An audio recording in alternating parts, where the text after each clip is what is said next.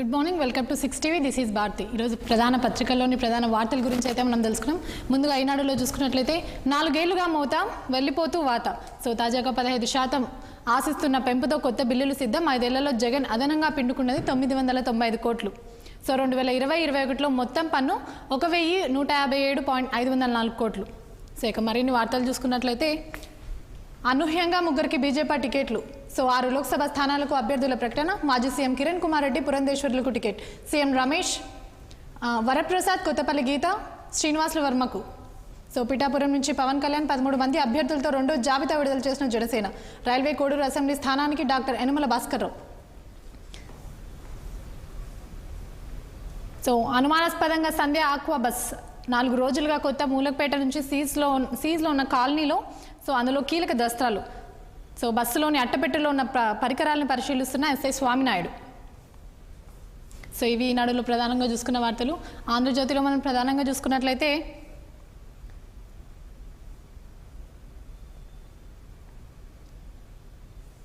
So ఇక మరో పత్రికలోని ప్రధాన వార్తల గురించి చూసుకుందాం.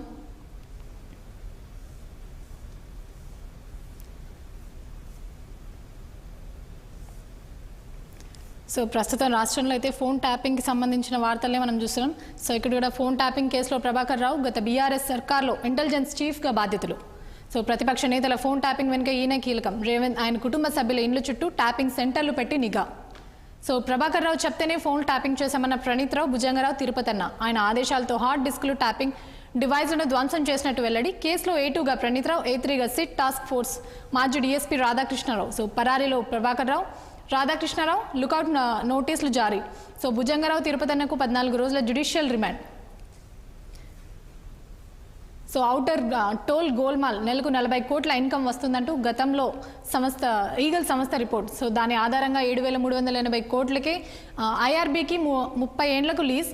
సో ఇప్పుడు ప్రతి నెల 60 కోట్లకు పైగా ఆదాయం. ఇంత మొత్తం ఎట్లా పెరిగింది అని HMDA అధికారుల్లో చర్చ. ఈగల్ తప్పుడు రిపోర్ట్ ఇచ్చిందా అని అనుమానాలు.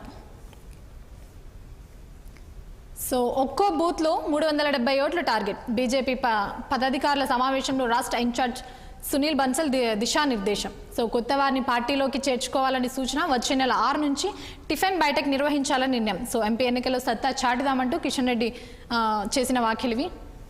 సో జగిత్యాల గంజాయి ఘటనలో 3గురిపై FIR. స్కూల్ బాలికకు గంజాయి అలవాటు చేసి అత్యాచారం. పోయిన నెల 15నే పోలీసులకు బాధితురాలు తండ్రి ఫిర్యాదు. సో ఆమెను సర్దార్ హోమ్కు పంపించి చేతులు దులుపుకున్న పోలీసులు, చైల్డ్ ప్రొటెక్షన్ ఆఫీసర్స్. సో మీడియాలో వార్తలు రావడంతో గంజాయి ముఠాలపై దృష్టి. సో రాష్ట్రంలోని సాగునీటికి సంబంధించిన వార్తను మనం ఇక్కడ చూసుకోవచ్చు.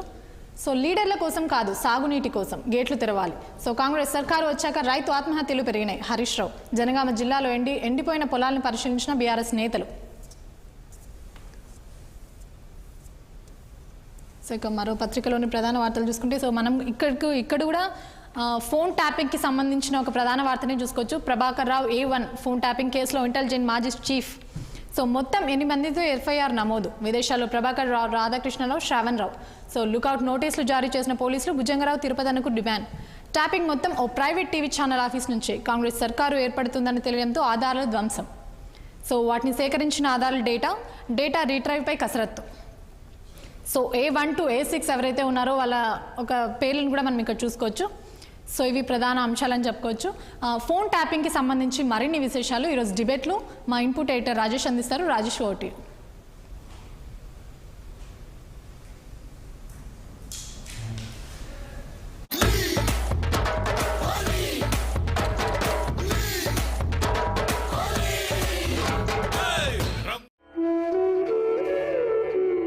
సనాతన కాలంలో స్త్రీ ప్రాముఖ్యతను తెలిపే స్త్రీతత్వం సోమవారం ఉదయం 6:30 ధర్మాలు శాస్త్రాలు చెప్పిన నియమాలు, ధర్మ సందేహాలు.